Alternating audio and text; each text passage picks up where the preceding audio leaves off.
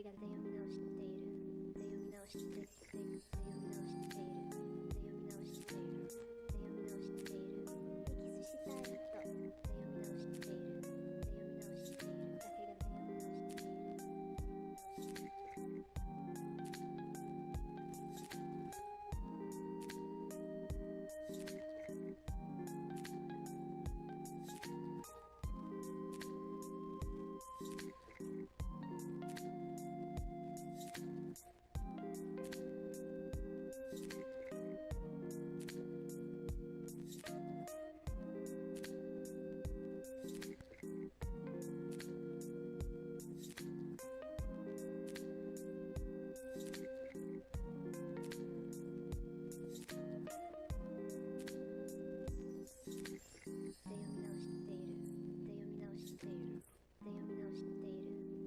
したいと読み直している。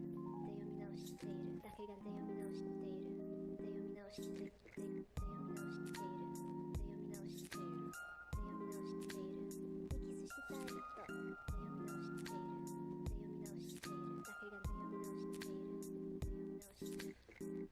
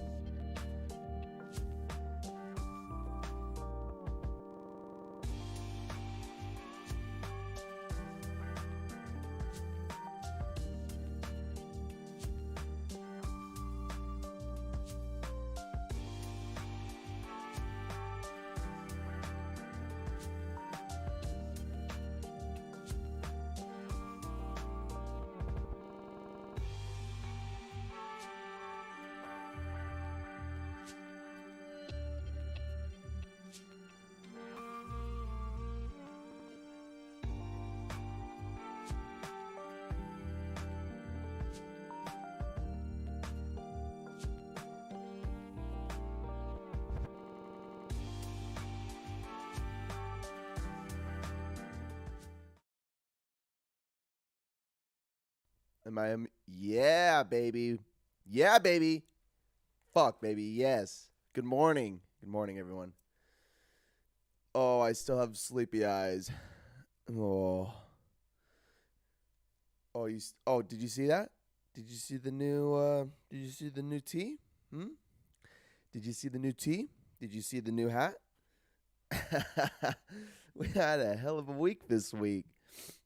I'm wearing my Spartan Sprint T-shirt that I won yesterday, or that I earned, or whatever. Holy cow, that was one of the hardest and funnest things I've ever done.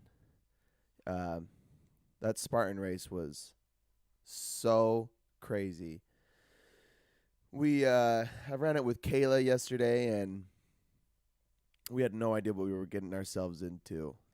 It took we were up there all day hanging out and doing the race, and got home, cleaned up, and I mean we didn't sleep at all the night before, so we were we've been really tired. So today I'm sore through my whole body, and I'm taking the day off to rest. I've been doing some stretches this morning. It's been way necessary. And I got this cool hat from the farmers market. It says Utah's first Utah roots. I can't even see it in my camera. Utah roots. We got it at the farmers market in Ogden. We got some jam from some polygamists. And it's the best jam I've ever tasted. We got some jalapeno raspberry jam, some strawberry rhubarb. By the way, what's rhubarb? Why is it? What's is it different than just regular strawberry jam? I don't know, but we got strawberry fucking rhubarb jam from some polygamists or Amish, and I'm not stereotyping, but they were wearing those dresses from the 1800s, and and there were a bunch of kids running around. So I mean, I just can assume, and I'm not upset about it. Their jam was delicious. I'm sure it's incredibly nutritious. It's been a fun week. And then on top of all of that, I've been doing hot yoga too. We started doing hot yoga at this place in Ogden, Higher Ground, on last last week. Last Monday was our first session, and that shit is that shit pushes you mentally more than I've ever felt in my whole life, or I guess in a different way than I've ever felt. It's so hard. It's when you when I went in there for the first time, they said it's really hot, and I said I figured it's fucking hot yoga. And they said, well, if you get exhausted or dizzy or sick, you don't have to continue the poses. Just stay in the room and lay on your mat, meditate. And I thought this is dumb. No, I didn't really think it was dumb. I just thought this is. I mean, how crazy is this hot yoga really? And lo and behold, it was such a mental such a mental game. When the room gets heated up to about 110 degrees, and they keep it humid about 15%, so it's a really intense room. It's almost like a sauna, and they put you through. We did the vinyasa series or whatever, and it's just it was basic 26 and 2 poses.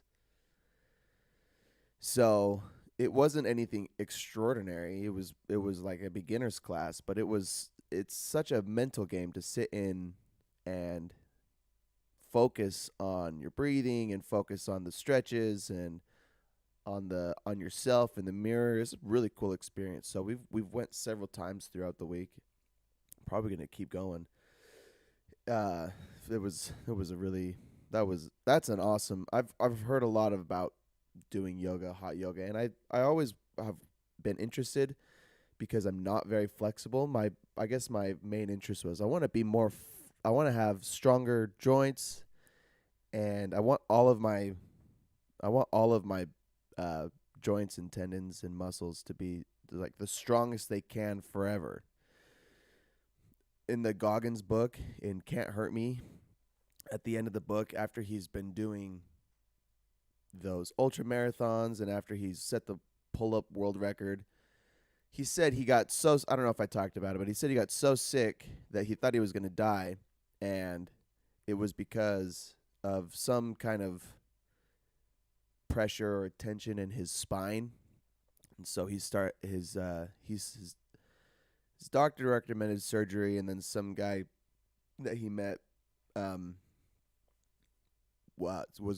he met him through some SEALs orientation and put David through a series of stretching routines, and now he has no pain and he's back to running and doing all of his shit. And he attributes all of his recovery to the stretching, and now he stretches for several hours a day because it's, he said he had a big lump at the top of his spine at the bottom of his neck, and then one at the bottom by his ass. And I don't know if he said the lumps went away. Anyway, he just says no. He's back to doing his thing. So, I want to be. I don't want to get to that point. I want to have greater range of motion for my exercises. I felt it yesterday. You know, there were a lot of obstacles. We required some flexibility. Like there was an obstacle where you had to grab. There's a wall right in front of you that's kind of in a Z shape. I guess there's, two 90-degree angles, 3 walls, horizontal, vertical, horizontal, and like a Z. And on the wall are little pieces of 2x4, and they're screwed into the wall long ways. So you stand, and then you're supposed to grab on the 2x4s with like a pinch grip and shuffle around the board on the grabbing the 2x4s. It's kind of like, rock climbing, strength training stuff. That was really hard. Anyway, the obstacles were so fun though. You jump over walls. They had an inverted wall, so you're running into it and it's leaning towards you, and you jump up, grab the top, and then kind of kick yourself up underneath and swing around. They had like a fucking rope pull, like you see in the movies. In gym class, they have those ropes that you climb to the top, and I didn't train for that at all. But and if you can't finish an obstacle, you have to do 30 burpees. So I just tried my best at all of the obstacles. The one that I got wow. Excuse me. I got through all the obstacles, but the one that was kind of the lamest was there was a spear toss. You have to throw a spear into a block. But that's like a skill. That's not like a challenge or an obstacle. Hardly anybody probably accomplished that one. I got that one based off of luck. There was no way I had any kind of preset skill that got me into that. that helped me accomplish that one. And then you run through a like trench of water, climbing mud hills. It was so fun. So yeah, it's been a crazy week. I'm going to keep doing yoga. I want to improve my joint and tendon strength, improve my range of motion, also find my zen, do ohms or ohms, whatever you call them. I kind of think that's kind of gimmicky. When we do the classes, they do legit the om really loud as a group, and maybe I just am an idiot or naive, but it kind of makes me laugh. So, but I think there's got to be some kind of spiritual explanation to it all. I just don't know what the point is. What I also don't know if you go to yoga for like just like spiritual healing, but really I can see why someone would say something like, okay, because you know that I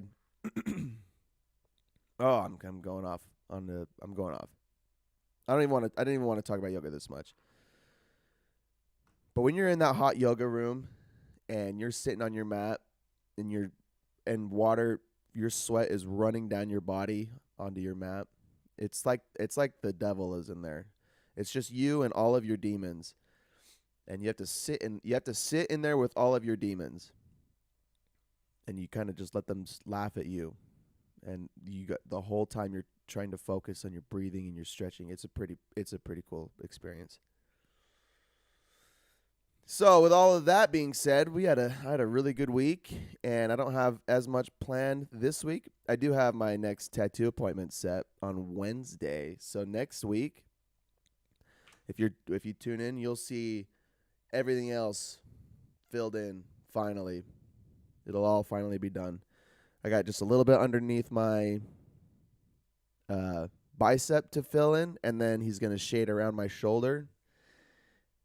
Oh, I'm kind of nervous because this last session hurt, and I don't know how it's healing. I can't really see on the back of my tricep, but it's scabbing pretty bad. So I'm kind of nervous. But I'm excited for it to be done. It's taken 7 months, 8 months to do. Let's see, we started in February. So it's taken a few months and a lot of fucking time and money. Anyway, yeah, besides that, just doing more yoga. I'm probably going to keep training. I want to do more races. I want to do more Spartan races. And I want to do them with groups of people. I didn't realize how much of a team thing that it can be. When I set off, I took it like a race, and I started, running and was by myself. And each obstacle, I kind of noticed that most people were in a group with the group, and they were going slow. They were walking towards the obstacles. They were watching their friends do the obstacles, taking pictures, and sitting down, hanging out. It was like it was just like a good time. It wasn't so much of a competition. But I also think it was just the wave. I think I was in the open group. I don't know what I signed up for. But I think they do have actual competition waves. So I don't know which one I signed up for. I think I signed up for the no pressure one. But it would be fun to do that with a bunch of friends or with a big group and watch each other do the challenges. So I want to do more, and I want to get a group. So if you want to do a Spartan race with me, then holler at your boy, and we'll find one and do one.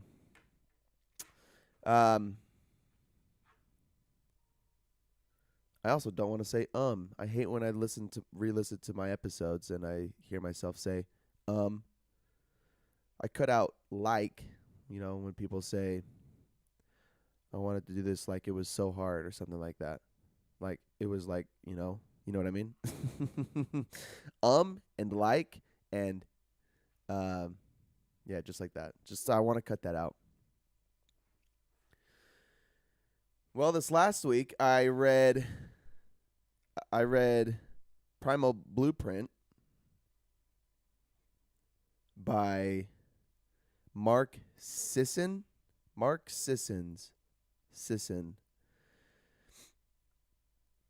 And it was that was an easy read as well. It was not near as, I think it was a 3-hour listen on the audiobook. And it was super straightforward. The whole point of the book was to elaborate how our ancestors lived and how we can imitate them, how we can live like them. And you might ask yourself, why would I want to live like my ancestors? Why would I want to do that? I think the point is our ancestors weren't necessarily better off. They certainly weren't. They certainly didn't have the luxuries and the comforts that we enjoy today. But they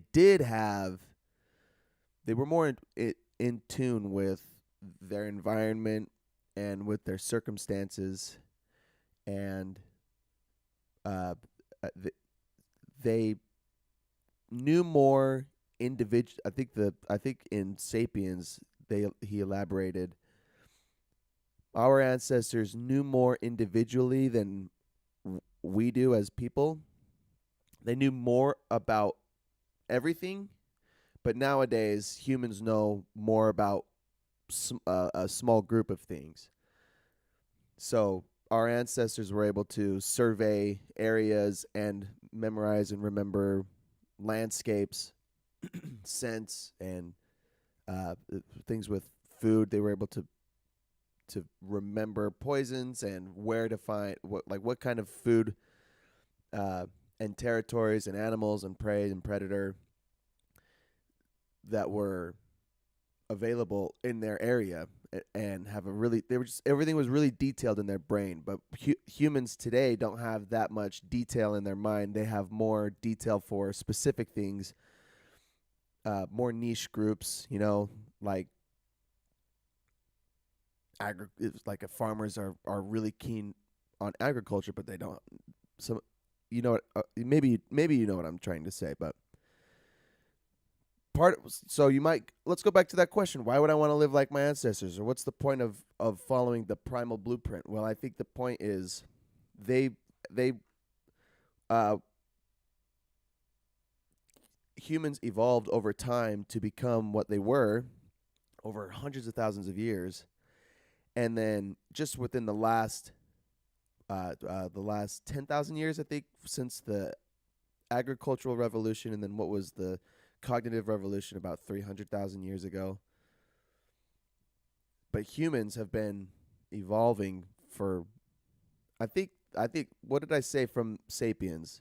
Humans evolved from our ape ancestors 2 point something million years ago. So we've been evolving for, I guess, millions of years. And now we've just recently made major changes to our lifestyle. So if we want to go back to what our bodies have evolved for, we've evolved into who we are because of, if you believe in evolution, it, if you believe in the science. And I tend to go with the science, just like it seems like the wise thing to do, to trust the people that are smarter than us, but also to do your own research. That's why I like to listen to these books. Anyway, the point is they ate certain things and they did certain things because that was how they lived and survived, and that's what our bodies adapted to over hundreds of thousands of years to keep us healthy and alive. And although our average lifespan, humans' average lifespan back then was much shorter, it led to their humans experienced higher highs than what most humans today can experience. And in fact, most humans today experience lower lows because of the way we live and how we've dramatically changed our environment. So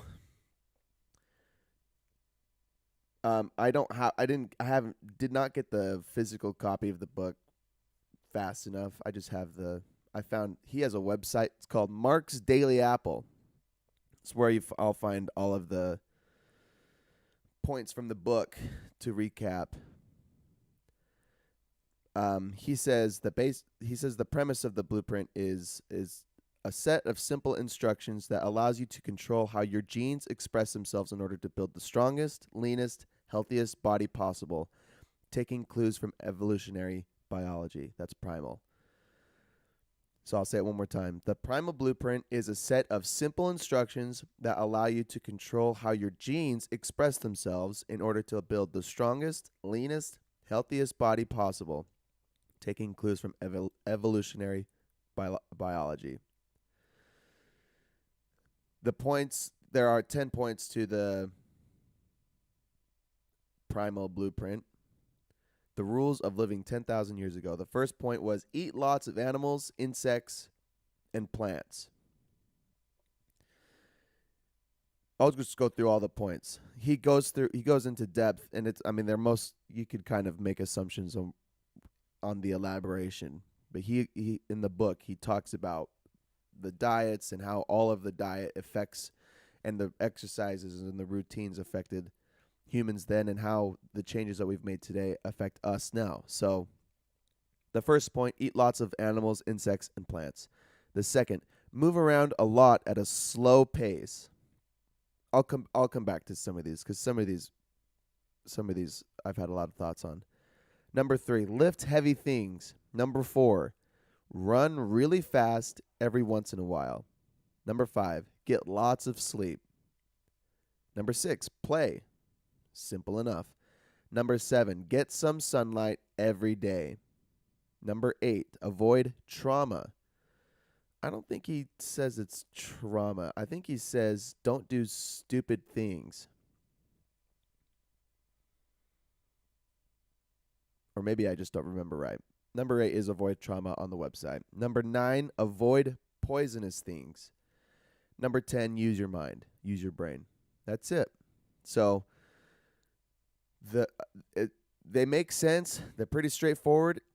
I mean, you just take out all of the things all the luxuries that humans have today, and it can make a lot of. I think it can make a lot of sense. So number 1, eat lots of plants, insects, animals. Basically, just eat. When I was in high school, I did the paleo diet, and the premise of that is only eat things that existed, 10,000 years ago. Eat things that Mother Nature provides. Drink things that Mother Nature provides. Mother Nature doesn't make Coke. She doesn't have streams of Coca-Cola. She has streams of water. So drink lots of water. Eat plants and animals, things that come from the ground, come from the earth, things that live and breathe like animals. I don't eat many insects. In fact, I don't think I eat any insects, but I know about cultures that eat, like I just read an article, not read an article. I heard something on the radio about the highest selling treat at the Mariners baseball stadium are crickets or grasshoppers or something, and they're still in the fucking United States. So I don't eat a lot of insects, but eat lots of plants and animals and insects if you're down for that. Number 2 is move around a lot at a slow pace. This one's funny to me because, and he talks about conventional wisdom, and then he talks about the Primal Blueprint, and his explanation makes sense. But sorry, I'm doing a big stretch. Oh, my back. Oh, that felt really good. So his elaboration makes sense, but I still struggle with it. So the point is, move around most of the day at a slow pace and stop doing high intensity exercises. Like stop doing cardio and getting your heart rate up to 80% its max heart rate, which is, for males, it's 220 minus your age is your max heart rate. Or 230. Ooh, I can't remember. He says it in the book. And I'm sure you could Google it and find it. But I think my max heart rate range is about 180, 185. Or I guess fuck. It doesn't matter. That doesn't fucking matter. Move around at a slow pace because our ancestors never did high intensity cardio interval exercises. They never intentionally ran mountains, according to his logic or his expertise. They moved all day hunting and gathering at a slow pace. They certainly walked up and down mountains, through hills, and they climbed things. But that's the point. They kept their heart rate at 50 to 70% or 75% their heart rate most of the day, as they were doing all of their daily things. So the doing high intensity cardio exercises, he talks about the negative effects that will have on us over time. However, in my opinion, and I have no expertise in this whatsoever, just from my thinking about it, we've figured out how to push our bodies beyond the capacity that our ancestors were able to experience, because there really was no gain to being like there were certainly, I'm sure there were competition in between humans since the beginning of time, but now we have these competitions where really everyone wants to see the fastest runner or all of the Olympic sports, the longest jumper, and the best golfer. So there's a lot of things that we do today that allow us to move at a faster pace. But the point is, for the long, our ancestors kept their heart rate at a lower pace most of the time, and with the occasional sprint and the occasional lifting heavy things. But the point is, and maybe there's a little nugget. Yeah, they spent several hours at low level aerobic pace. Hunted, gathered, crawled, scouted, migrated. Yeah, and then he just says there's not really, like, I guess maybe there's more benefit to exercising at a 50 to 70% heart rate than there is at 80% every single day, or 80 to 90, 100% heart rate. Note that they did not go out and jog at 80% of their max heart rate for long periods of time, as conventional wisdom suggests today. I guess that's just the point. I don't have to keep going on it. They did occasionally lift heavy things, of course. Hunting required carrying heavy animals back to camp and firewood and whatever they had gathered, foraged, or scavenged. And then they also ran really fast every once in a while. It has a picture of a rhino charging. So our ancestors ran away from rhinos, and yeah, certainly they ran fast. But they didn't run really fast for a long period of time. I just think it's funny. So do we want to be like our ancestors in that regard, or do we want to? Would we rather live like we are today? Mark Sisson talks about being.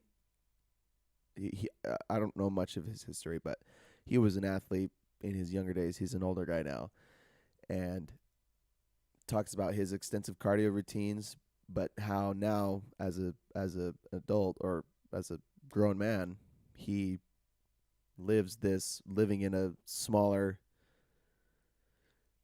doing less in this case, he says, is doing more. So oh man, it's obviously I still can't wrap my head all the way around it. It doesn't make a whole lot of sense, but I mean, it does make sense that they weren't doing burpees all day long, but they were at sometimes. I don't know. It's tough. This one's tough for me. Number 5 was get lots of sleep. Certainly, play around. Certainly, hunting and gathering required a lot of a lot of work. But he says that the average work week for our ancestors was more like 20 to 30 hours a week, and the rest of the time was spent in their village, their tribe, hanging out and playing and doing whatever they were doing, fighting, fucking, and whatever, meditating. And they spent all day in the sunlight, and now we spend all of our days inside staring at screens. I should say too about the sleep. I want to go back to sleep. I'm listening to another podcast by a guy that I don't remember his name right off the top of my head. He was on Rogan, and I've listened to him before. Andrew Huberman. Dr. Andrew Huberman is a neuroscientist professor at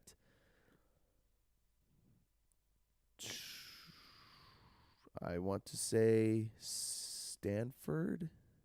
Yep. Andrew Huberman is a tenured professor at of neurobiology and ophthalmology. Don't know what that one is, at Stanford School of Medicine. Brilliant guy. Very well articulated, and his voice is incredibly soothing. Jesus. But he has a lot of awesome info how to get excellent quality sleep. And I'll probably talk more about sleep next week because that's what I'm listening to him, several of his podcast episodes on how to get really good quality sleep. And if you, like my girlfriend, works night shifts, how to get quality rest and not throw off your circadian rhythm. Look at me go. I'm a doctor now. How to keep everything in check when you work night shifts, because working night shifts consistently was never a primal thing. It's not what we've ever done for a long period of time. I love the primal aspect to life, to living. I just think we're all animals. All of us, we're all fucking animals. And we just decided that once we've figured out how to create things, that we're better than everything else and every other animal, but we're just animals. We're all just animals. We're not that special.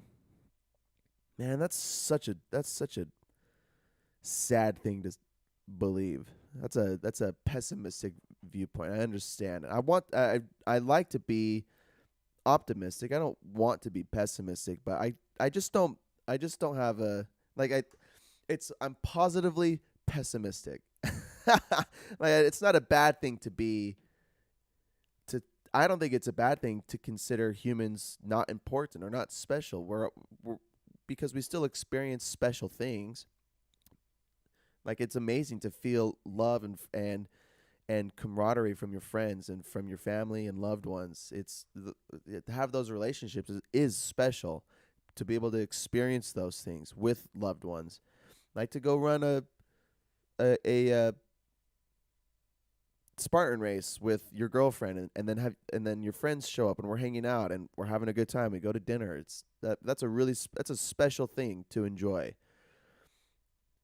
To feel support and to feel to feel that camaraderie. That's a special thing, but that doesn't mean we're special.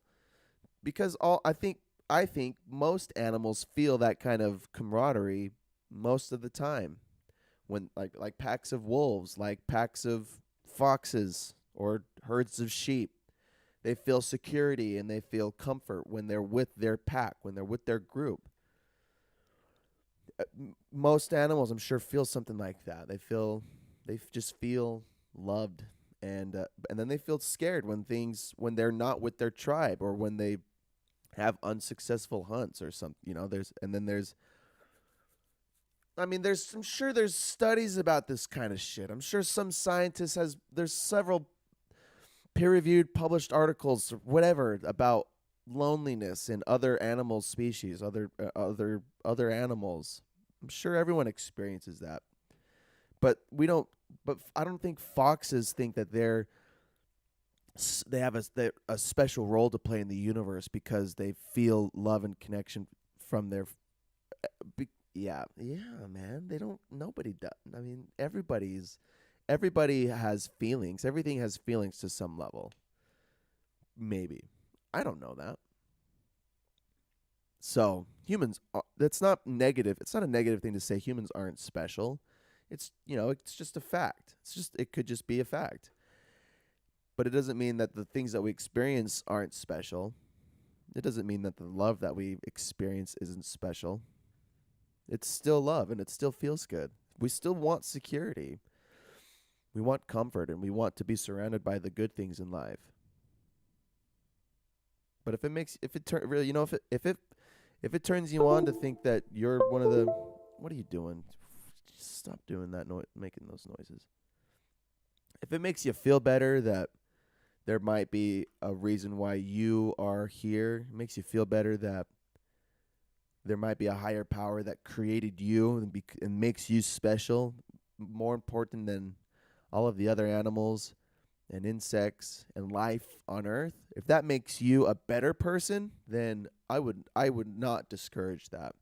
You should be able to experience all of those good things, if that's what makes you a better person.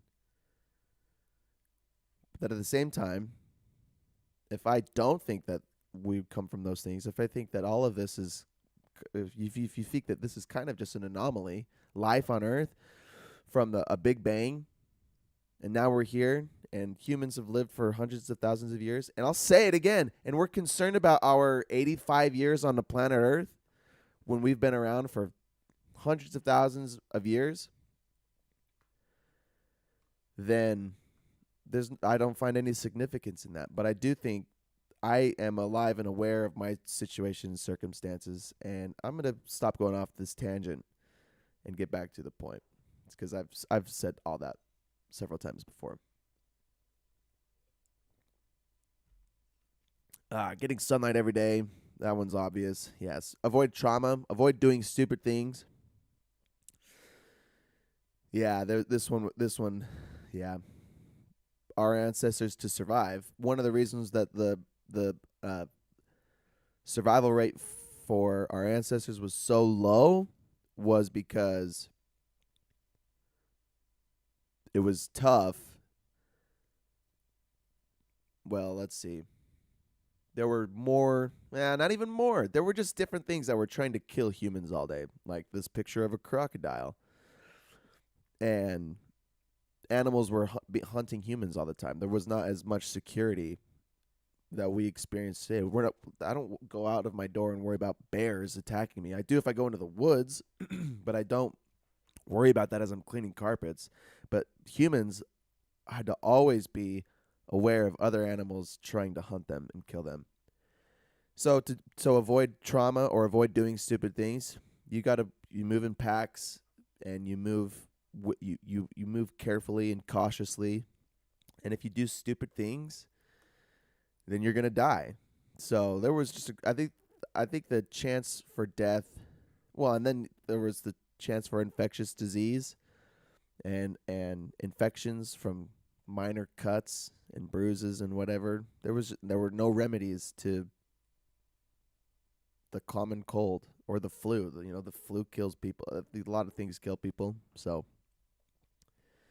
avoid stupid things. Avoid poisonous things. Like back in the day, for our primal ancestors, it was poison berries and herbs. And for us today, poisonous things could be like drugs and alcohol. Abusing drugs and alcohol, those are certainly poisons, but we definitely consume them sometimes to our death. And number 10, use your mind, use your brain. Or maybe this was the don't do stupid things. Obviously, one of the most important things that separate man from all other animals is his intellectual ability. The rapid increase in the size of our brains over just a few thousand generations is the combined result of a high-fat, high-protein diet and a continued reliance on complex thought, working the brain out just like a muscle. Oh yes, yeah. Hunter-gatherers all around the world have developed language, tools, and superior hunting methods independently.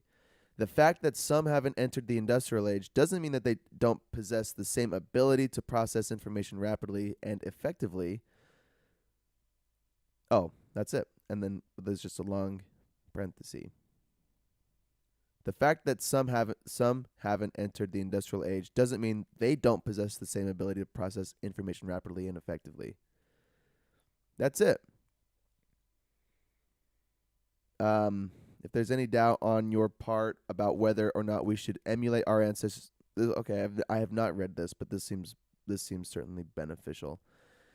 If there's any doubt on your part about whether or not we should emulate our ancestors' behavior, let's at least agree that we are looking to achieve some very similar benefits. Certainly, we all want to be healthy, energetic, happy, lean, strong, bright, and productive.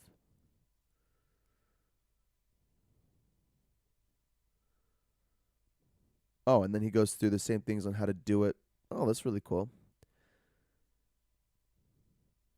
Oh yeah, now he talks about how we can on this. This is what I should have visited the website before, but now he's saying how we can do these things today. So let me see what he says about moving around a lot at a slow pace.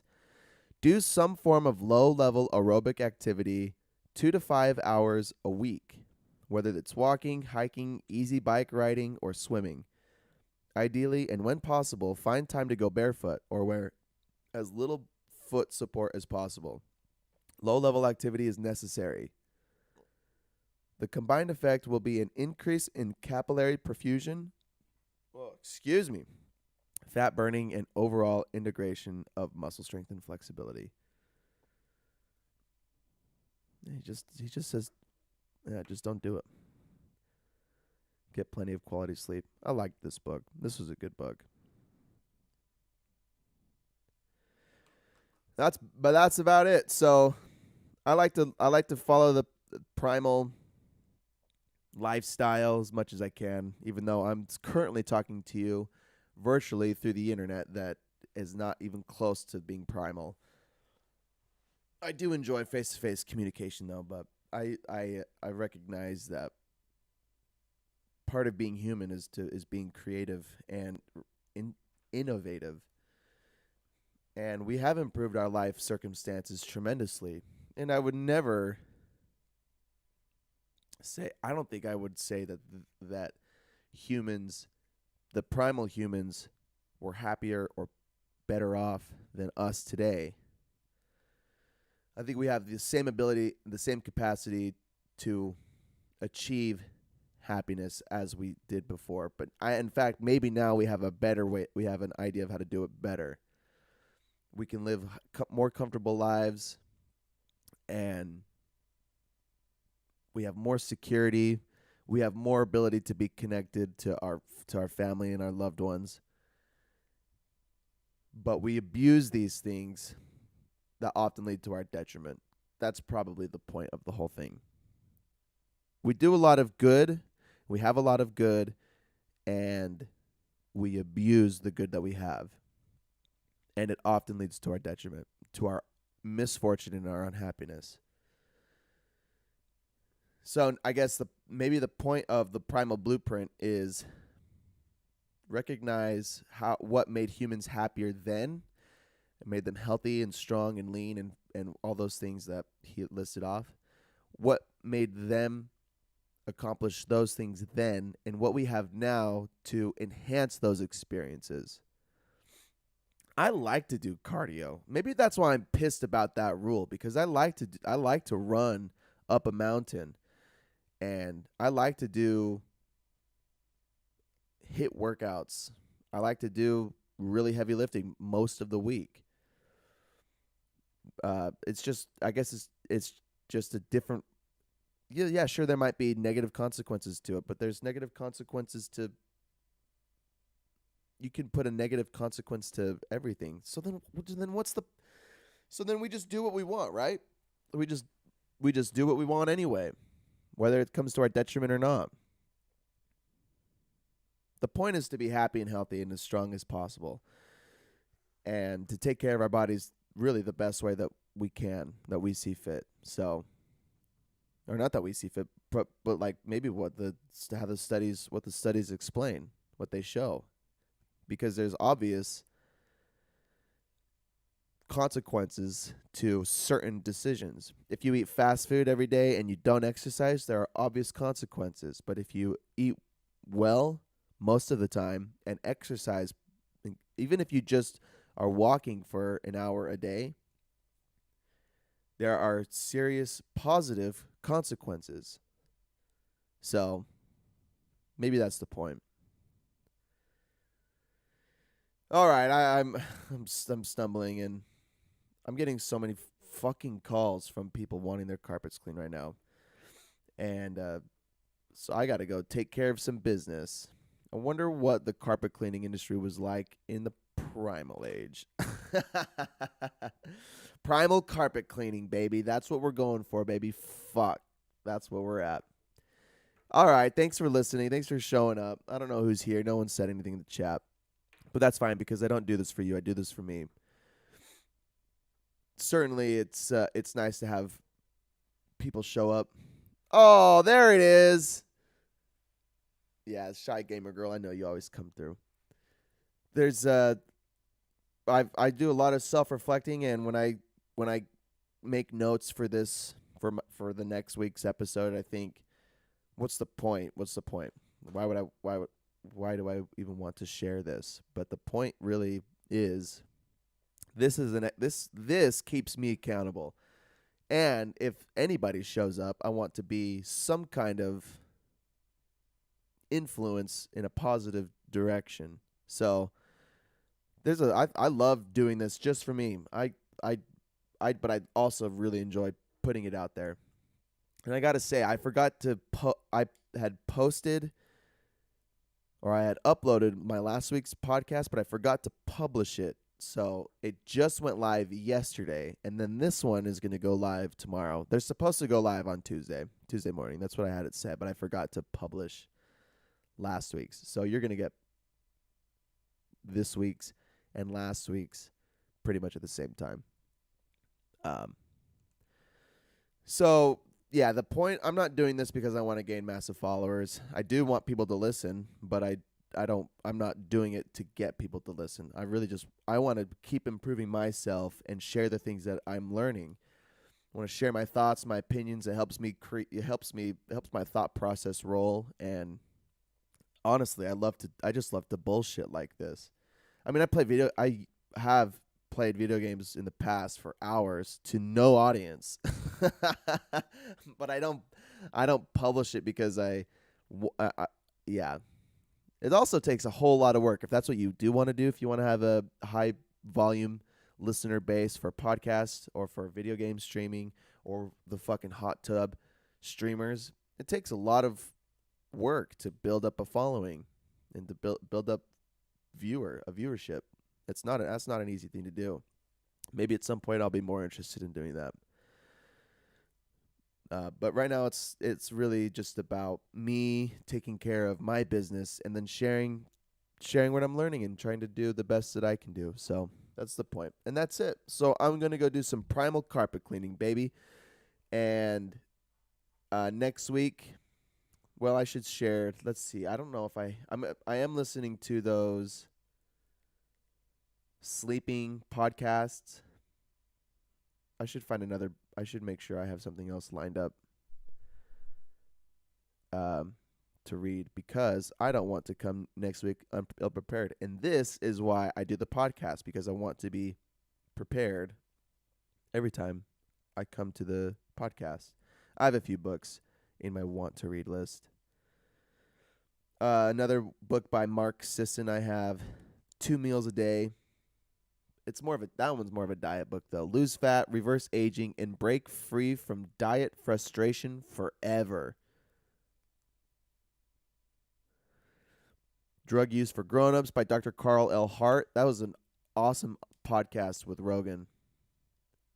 The guy does shrooms and shit and heroin, but in a really controlled way. And he's a professor at some university. Super smart. Super well-rounded guy, and the point is, if I read it, we'll go into it. But the podcast was awesome. I would recommend the podcast. Dr. Carl L. Hart with Joe Rogan, maybe like close to a year ago. Oh, I did read you know what I'll do? I've been wanting to go back and reread this book. I listened to, it's called Irresistible by Adam Alter, Alter, Alter. The Rise of Addictive Technology and the Business of Keeping Us Hooked. It's about social media and our phones and technology, how it is fucking with us, the positive and the negative consequences of technology. That was awesome. I'll probably get to start that one again. I got a few awesome books in here. I also have a professional carpet cleaning manual. Yeah, by Bridgepoint Systems. I got some. What am I doing with my life? All right, that's it.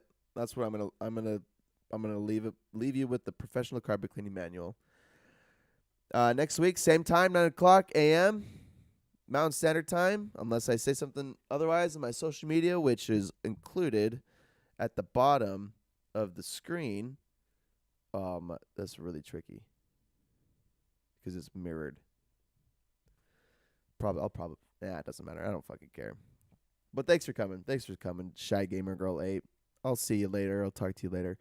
And go do something hard this week. Go fucking challenge yourself, push yourself hard, and always look for improvements in any way you can, and you'll live a happier and healthier life. And that's the goal. That's always challenge yourself. Don't become sedentary.